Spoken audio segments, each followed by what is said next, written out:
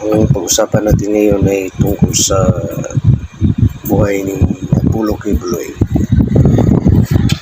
Yung mga pangyayari sa buhay niya ngayon, hindi natin alam kung ito ba ay parusa sa kanya sa Panginoon or just only a blessing in disguise. Dahil for me, ang analyze ko sa buhay ni Kibuloy, hindi naman siya masama. Hindi naman masama si Kibuloy. Yung yung medyo may kunting lang siya. May kunting loopholes lang siya. May kunting kamalian lang siya sa kanyang mga ginawa na hindi naman yon talagang mali, dahil sa yung mga babae naman na ginamit niya ay hindi naman siguro lahat ng mga underage. Saka kung bakit niya ginawa yon, may pahintulot naman yun sa mga babae na ginawa niya. Ang may problema lang ay yung may mga underage. Ngunit kahit na underage, hindi naman niya ni-rape yun. At saka kung ginamit niya yon sa tamang pamaraan naman, at saka binigyan niya man ng mga yung compensation, may matatanggap naman sa kanya, pinaaral, binigyan naman niya ng kabuhayan yung mga bata habang lumaki. Kung may pinapapatay man siya, siguro yun naman siguro mga tao na may malaking mga problema siguro. Hindi natin alam.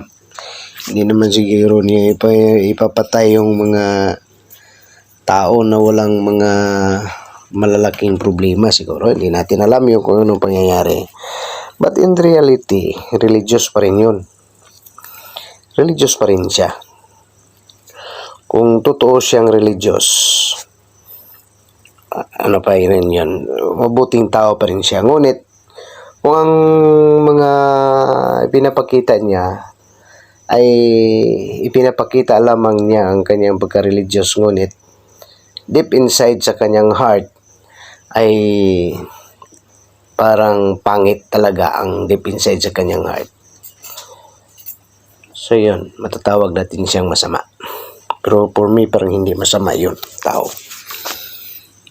Wala naman sigurong religious leader naging masama. So yun lang. Kung may pinapalo man siya, dahil lang yun sa mga disiplina sa mga bata, hindi naman siguro pagpalo upang saktan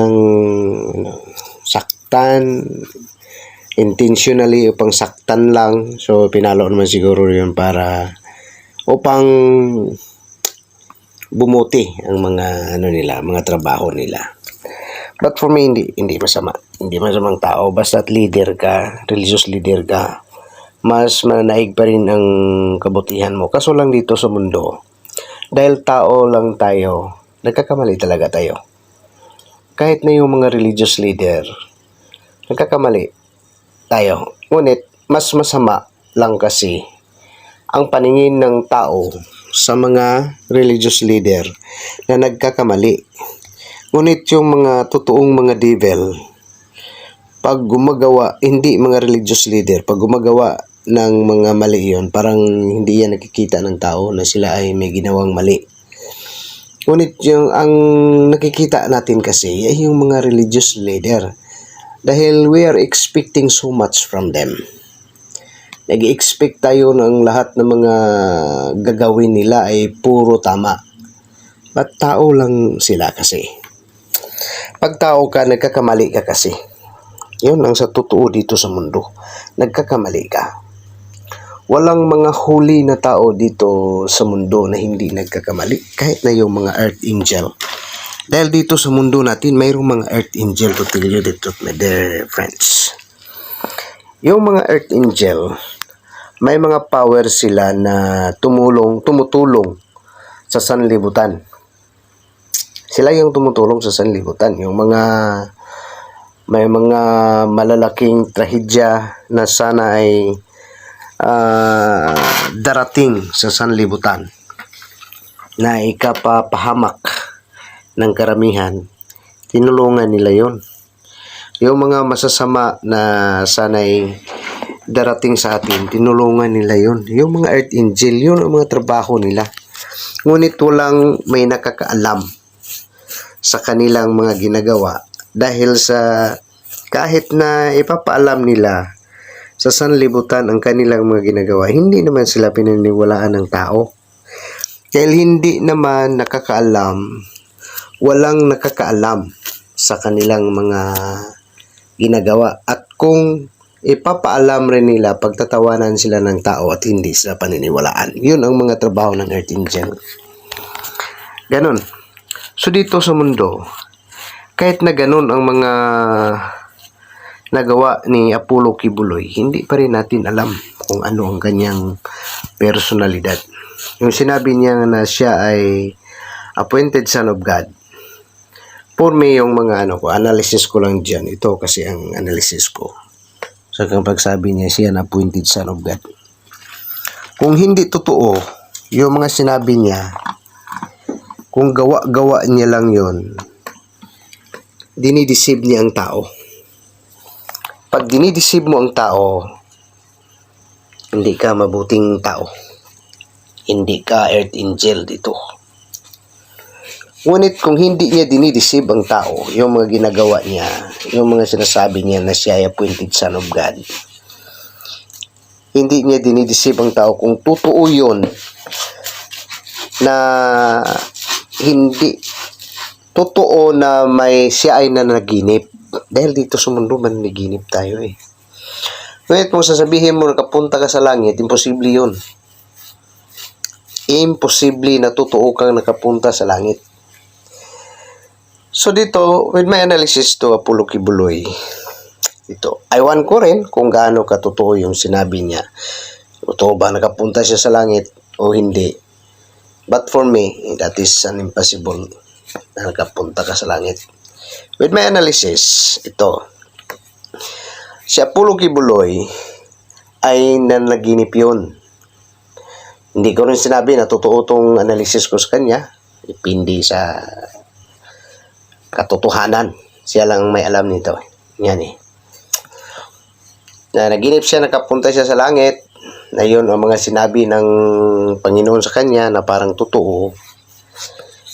Ngunit, pag nanaginip na gano'n, hindi ibig sabihin na totoo yun. Dahil ako 3 beses akong naginip, nakapunta ako ng langit eh. Na naginip ka, nakapunta ka sa langit. Ngunit hindi ko pinaalam yun sa tao. Dahil hindi naman ako religious leader. Siguro kung religious leader ako, sabihin ko rin. Hindi naman ako religious leader. Ano bang makuha ko pag ipapaalam ko sa tao na naginip ko, nakapunta ako sa langit? So dito, nung nakapunta siya sa langit, nakita niya doon sino nakita niya doon? Santo Papa, si Michael Jackson, yan, kita niya doon, o sino pa. Ang ibig sabihin noon lang, ay, may kahulugan yung sinabi niya. Dahil pag nanaginip ka, nakapunta ka sa langit, ang ibig sabihin yun na maging popular ka. Yan. Nakita mo doon ang Santo Papa. Bakit ba nakita mo doon ang Santo Papa? Dahil sa ang Santo Papa ay popular din. Ibig sabihin, gaya siya ng Santo Papa na nandoon sa langit. Gaya siya Michael Jackson na doon din sa langit. Yun din ang panaginip ni yung babae. Sino ba yung babae? Jessica. Jessica ano ba yun? Jessica... yung nakapunta rin sa langit. Yun din ang ibig sabihin, but it doesn't mean na nakapunta sila sa langit. Yung mga panaginip nila. Dahil that is my experience. Dahil ganun ako eh. So, nakapunta ako sa langit, so naging popular ako. Dahil popular ako eh. Popular type akong tao. So, ganun. Ngunit, as what I said, this is just only my own opinion. Hindi natin nasisiguro. Hindi natin nalalaman kung gaano katotoo ang buhay ni Apollo Kibuloy, kung totoo man yun o hindi. Yan. So, ganon lang. That's only my analysis. Kung sinabi niya na may mga message kasi siya na pumunta sa kanyang ama. Binigyan niya lahat sa ama. At saka ganon. Iyon, ayaw kong maniwala nun. Ayan. Ayaw kong maniwala nun. Ngunit, may kakilala ako na ganon eh. May kakilala ako na ganon. Ngunit, totoo yun ang nangyari. Na kinausap niya yung extraordinary creature. Kumakausap sa kanya palagi. Yan.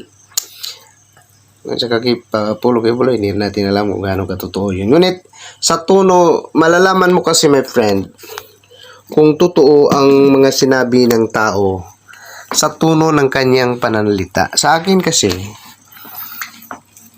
pag ina-analyze ko yung mga sinabi ni Apollo Kibuloy na pumunta sa kanyang ama, with my own analysis only, parang gawa-gawa lang. With my own analysis, di ko rin alam kung nagkakamali ba ako hindi. Ngunit, with my own analysis, parang gawa-gawa lang yung istorya yon. Na pumunta sa kanyang ama, at ama, ito, ibigay ko sa inyo. Hindi naman ganun ang ama eh. So, totoo lang, hindi ganun ang ama pagkakausap mo. Dahil for me, sasabihin ko sa inyo sa totoo lang. Baka sasabihin nyo naman ako totoo na naman. Kaya talagang sasabihin natin kay Apollo Kibuloy. Si Apollo Kibuloy lang ang sasabihin natin. Ngunit hindi ganun ang ama. Pag kumausap sa'yo, hindi ganun. Nakipag-usap sa'yo na parang tao, hindi ganun eh. Pag kumakausap sa'yo ang ama, hindi ganun. Kumausap sa'yo na parang tao, na pag anong sinabi mo, nagre-reply sa'yo, na parang nag-conversation kayong dalawa, hindi ganun eh. Hindi ganun. Kaso lang, ngunit as what I said, hindi ko rin sinabi na ang mga sinabi niya hindi totoo dahil ako ay tao rin. Baka ako rin ang nagkakamali. Baka totoo rin si Apollo Kibuloy. With my own analysis, ganito lang. So dito, ang mali niya, dahil sa yung hindi siya sumunod kasi sa batas ng lupa. Okay, alam niya, baka hindi niya rin alam na pag ginamit mo yung mga underage, that kahit na may pumayag sa'yo yung ang yun ay statutory rape yun eh. Ang batas ng Panginoon, ang batas sa lupa ay batas ng Panginoon. So dyan siya nagkakamali, failure siya doon. Kung nandyan ka sa Panginoon, sana analyze mo rin na kayo ay material pa dahil dito kayo sa lupa. Huwag mong i-violate yung mga batas dito sa lupa dahil binabiolate mo yun. Matatamaan ka talaga. Ngunit, generally, ang makonclude ko tungkol sa taong yun ay mabuting tao pa rin siya. May mali lang. Mabuting tao pa rin, ngunit as what I said, walang perpekto dito sa mundo. Ngunit mas marami ang mga nagawa niyang kabutihan dito sa mundo dahil mayroon naman siyang mga teaching na marami naman siyang tinuro sa mga member niya, mga mabuti. Wala naman sigurong leader na nagtuturo ng kasamaan. So dito, gaano man karami ang mali ni Apollo Kibuloy, mas marami pa rin siguro ang mga nagawang kabutihan niya dito sa mundo. At hindi natin alam kung hindi man siya appointed son of God, anointed son of God, baka earth angel rin siya. Dito sa mundo mayroong earth angel, my friend. I'll tell you dito. sasabihin ko lang sa inyo. Dito, kung sasabihin ko sa inyo dito ang mga mystery sa mundo kasi, sasabihin ko sa inyo ang mga mystery dito sa mundo, hindi naman kayo maniniwala dahil sa normal na tao kayo eh. Baka sasabihin nyo na baliw ako dahil yung mga sinabi ko ay hindi kayo nakarelate. Ang makakarelate dito ay ang mga katulad namin na mga paranormal. Ganyan. So, maraming mga paranormal dito sa mundo. Yung mga gifted na mga tao. Ngunit yung mga kakayahan namin, minsan nabitawan namin dito kung ano mga kakayahan namin, mabibitawan namin dito.